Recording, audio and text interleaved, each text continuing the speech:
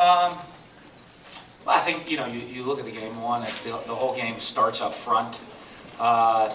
They physically won the line of scrimmage, and you're not going to win many football games. You're not winning the line of scrimmage, and that's usually been us. Been one of the things that we take a lot of pride in is being physical and winning the line of scrimmage. Put on top of that, you start doing a lot of things in the course of the game. It's not going to help you win, whether it's drop passes, silly penalties, red zone. They're 5 for 5. We're 1 for 3 in the red zone today. We give up their defense scores a touchdown on us off a turnover. Missed field goal. All the little things that you're not going to win football games in the Southeastern Conference if you don't, if you do those things. So, we gotta make sure we get all that stuff fixed, and because we got a really short week, so we're gonna have to turn around quick, get ready to go, and get guys healthy and get them ready to go play next Friday night. Questions, Mike? Talking about the lines, there seemed to be some miscommunication on the line. I know ranking one time was kind of slow getting after the snap. What was kind of going on there? Well, there's all different things that'll happen. One, I think I think the play you're talking, we're ranking to get off the ball. The center just snapped the ball. We're at home. They just snapped the ball. There's other times maybe they went the wrong way, or some of those things. So that's. If it was, I'd love to tell you it was one thing. I could easily just go put my finger on it. It was this one thing, but it wasn't. It was multiple different things. You mentioned the missed field goal early on, but you got the momentum swing with the turnover right there, and then you missed the field goal. Just how big of a momentum swing was that for you? Well, it shouldn't be, but when you have really young football players, they're learning. They learn. They get swayed by momentum a lot, and. The emotions that when you have a lot of young guys, first-time guys out there on the field, they feel energy. And when good stuff happens, it can be really positive for you because they can play even almost above themselves. When bad things happen, it can be really negative because it'll like kind of linger with them and pull them down.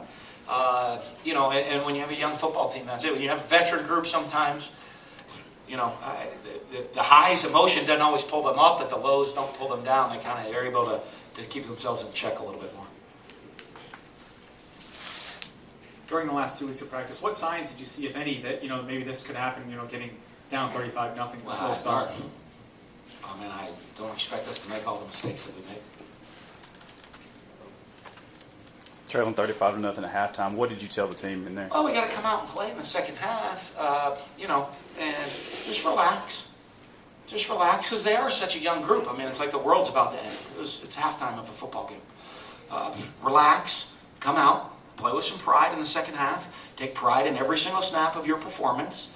And to be honest with you, I thought for the most part we played with a little bit better sense of urgency in the second half. Our guys. We got, like I said, we have a young football team. I think I see signs at different times of a group that's we're going to be okay in the end. It's a process, and it's going to take a while to get there. Kerryon Johnson went down for them early on, and Petway came in and played really well in that first half. What did you make of his play? Were you kind of surprised with how well he played? No. 39 carries for 169, 4.3 yards per carry. That was 3 yards in a cloud of dust pounding away at us, and we didn't do a good job, getting off the field. And the problem I think we had defensively, we'll see when we go back and look at, is when we did get this, they're just going to keep pounding it up inside. When we did get the stops to get them into distance situations, we didn't play very good second down defense, and or third down we give up the penalty. Didn't do a great job of getting off the field.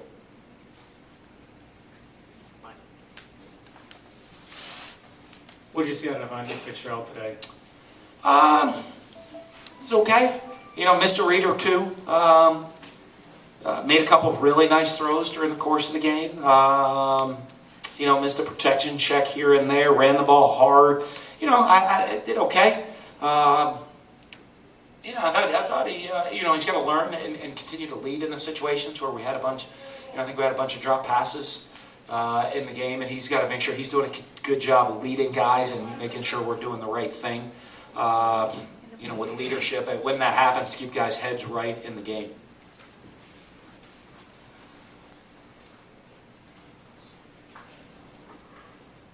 any point there in the first half, 35-0 deficit, did you think at any point of putting Williams or Tiano in that role in the game? Ben?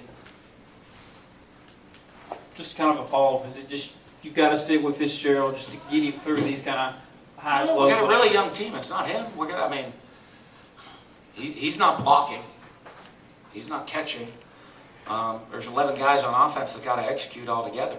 And, he's got to lead it. And I got to lead it. And when you get young players like that, we got to be able to run the ball. We didn't run the ball real well today. We fumbled the ball, drops, penalties. Every time in the first half, every time it seemed that we had a drive going, all of a sudden we get a big penalty. We have big negative yardage play, and so that's everybody. That's just execution across the board. Mike?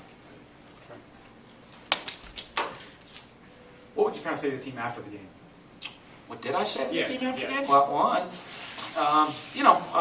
we have a young football team that's learning.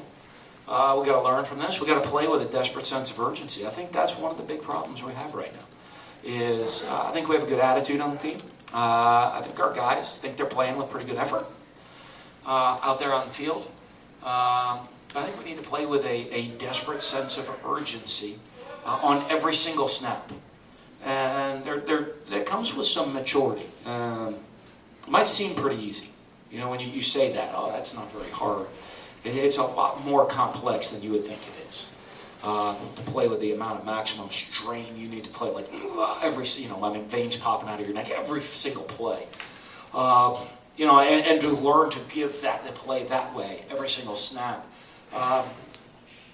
Takes some time to learn how to do. And, I think that's what it is. We better figure it out quick because we have a really short week. We're getting on a plane early this week for a Friday night game across the country. So, get ourselves ready to get back and go on to the next one. Coach, y'all came in having third down trouble. I think y'all were 2 for 8 in the first half. How much do you think that played in the big league defense staying out there that long?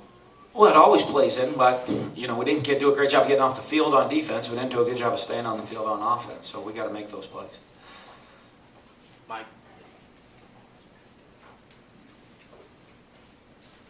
Each week it seems like kind of the same message, not giving that relentless effort. Why isn't that message, I don't think it is that we're not giving relentless effort. I think it's understanding the amount of strain you need. And I think as a young player, you got to learn what effort is. And that takes a lot of time, I'll be honest with you, in development and to play with the effort that we need to play with, we're for guys, and it often takes guys a couple years to learn that right now. You look for guys that do play with maximum strain. There are guys out there that do that every single play, but, some of them are much older guys that they understood. They've learned for 3 years how to practice. How every play. You go ask guys on our team, did you play with good effort today? With great effort? They'll be like, yeah. And you go watch it on film and you say, could you actually go harder than you're going? And you know what most of them are going to tell you? Yeah, I could have dug down deep. I could have just a little more strain. Even though during the game I thought I was going as hard as I could. That's a learning process. Cedric Giles started that game. Yeah. What type of week did he have, and when? What do you think of his play out there today? I got to watch the film. I can't speak on that right now. But he's worked his butt off to get himself in shape, to get ready to go. He's only been cleared for a short period of time to get him back out there. But I know, for a guy like him, he's just fired up to be back out there on the field. That opportunity to get back and go play. I think 4 15-yard personal foul type esque. It's just. Like I said, you don't go back and I start the checklist of things you can't do to win an SEC game. Right? Lose the turnover battle. Right? Offense, give up a turnover for a touchdown. Check that box. 15-yard penalties at critical moments. Check that box right off. Not score touchdowns in the red zone. Check that box right off right there. Those are things you just can't do, and those are just silly mistakes. All of them. I guess, I don't know, I gotta look at the film. I thought Shumpert was running on the field to go get in the huddle on offense, and they said he didn't have his helmet on, and he was putting his helmet on, running on the field, but maybe they saw something different than I saw. I don't know, maybe he was running out there celebrating with no helmet on. I gotta look at it that way of them. But all the rest of them, I mean, you can't do those things and expect to win. And I mean, part of it, I don't know, is it young guys trying to go hard? You know, is it young guys trying to show emotion and they don't know how to do it yet? You know, they're learning those things, they're making those mistakes. And we got to make sure they try to educate them not to, and, you know, make sure they don't do those things. Just time for a couple more. With the secondary, is it the same thing you're seeing? I know you haven't looked at the film, but when you kind of go through your head, is it the same thing every week, or is it something new? Well, I think, you know, you lose Kevon. Kevon didn't play there in the second half. He got banged up, I think, so he didn't play. I mean, Seth Giles' first game back. Both our other starting corners are out. You know, or both our corners have been out to this point the whole season. So we just finally got Seth back in a partial role. So, I mean, it's young guys being forced into roles that, you know, they're learning on the fly, and it's the situation we're in. Will Coleman's just still not able to go. Yeah, I wasn't able to go. So, that's another senior not playing for us, senior starter out for us. So. Good. Great. We'll have players up Thanks, here Ed. shortly.